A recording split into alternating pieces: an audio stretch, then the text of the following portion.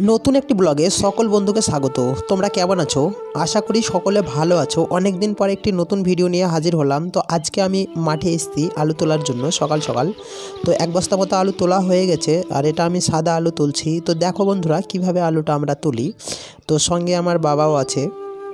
তো বেশি আলু তুলবো না, জাস্ট 1 কুইন্টাল মতো তুলবো। তো আমি 2 খাটাল মতো তুলবো। তো এখানে আমি প্রথমত গাছগুলোকে ফেলে দিচ্ছি, তারপরে এটাকে ভালো করে কোদাল দিয়ে কুবিয়ে আমরা তুলবো, যেহেতু বেশি তুলছি না তাই। তো দেখো কিভাবে কাজটা করি। তো গাছটা মোটামুটি তোলা হয়ে গেল। আর তোমরা যদি আগের ভিডিওগুলো না দেখে থাকো, অবশ্যই গ্রাম বাংলার এই ভিডিওগুলো অবশ্যই দেখে নিও।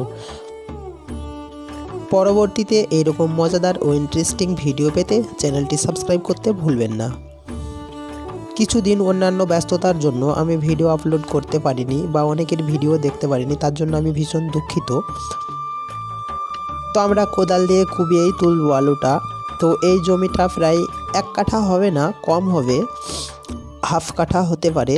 তো 1 কুইন্টাল মতো আলু হলো। তো আলুর ফলনটা খুবই ভালো হয়েছে, আলুগুলা খুব বড় বড় হয়েছে। এক একটা আলু অনেকটাই 500 কাছাকাছি 300-400 মতো ওজন হয়ে গেছে। তো যাই হোক, আলুটা খুবই ভালো হয়েছে। তো এই জমিটা আমার না, এটা আব্বাদেরই আলু। আর বন্ধুরা, তোমাদের প্রতি আমার একটা ছোট রিকোয়েস্ট, ভিডিওটা কেউ স্কিপ করবা না, প্রথম থেকে শেষ পর্যন্ত অবশ্যই দেখো। ভিডিও বেশি লম্বা না, 3 থেকে 4 মিনিট হবে, কিন্তু ভালো লাগবে, অবশ্যই দেখতে থাকো।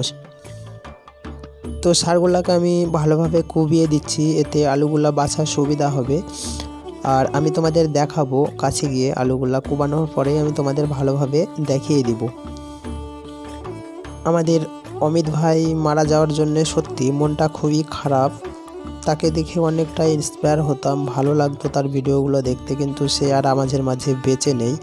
তো যাই হোক, সে যেন ভালো থাকে। তো বন্ধুরা দেখতে পাচ্ছ আলুগুলা তুলছি, এইরকম আলুর সাইজ হয়েছে। আর বলতে গেলে এখানে আমাদের আলুগুলো একটু সবুজ হয়ে গেছে, কারণ মাটিটা খুবই ফেটে গেছে। আলুগুলো মোটা হওয়ার কারণে মাটিটা ফাটল ধরার ফলে সূর্যের আলোতে রোদ্রে আলুগুলা সবুজ হয়ে গেছে। কিছু আলু, কিন্তু সব না, কিছু একটা হয়েছে। তো যাই হোক, আলুর সাইজটাও ভালোই হয়েছে, খুবই মোটা মোটা। আর এত মোটা আলুও ভালো না, কারণ এত মোটা আলু আবার নিতে চায় না সবাই।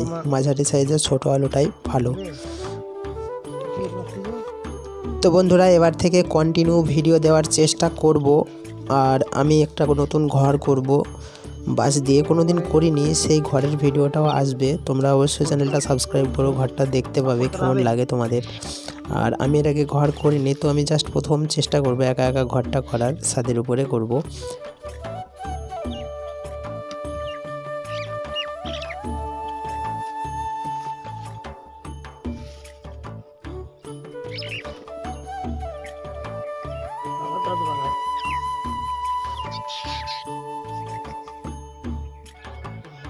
তো বন্ধুরা, আলু তোলা আমাদের শেষ। এইদিকে জমিটা সবই বাকি আছে, জাস্ট আমরা 2টো খাটাল তুললাম। তো এতে আমাদের আলু আজকের হয়ে গেল।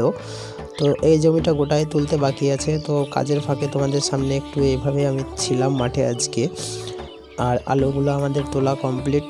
এবার আমি 1 বস্তা রেখে এসেছি, তো এই বস্তাটা নিয়ে বাড়ি যেতে হবে। তো সাইকেলে করে নিয়ে চলে যাব। আলুর বাইরে থেকে দেখতেও ভালো লাগছে। যাই হোক, আলুর ভিতরে দেখলে তোমরা আরও অবাক হবে, খুবই সুন্দর লাগছে দেখতে আলুগুলা।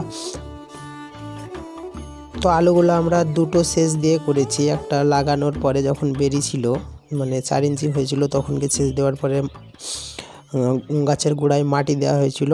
আর মাটি দেওয়ার পরে আবার এই যে এখানে আরেকটা সেচ দিয়েছিলাম। তো যাই হোক, তো দেখা হচ্ছে পরের কোনো ভিডিওতে। বন্ধুরা সকলে ভালো ও সুস্থ থেকো, নিজের খেয়াল রেখো। ধন্যবাদ।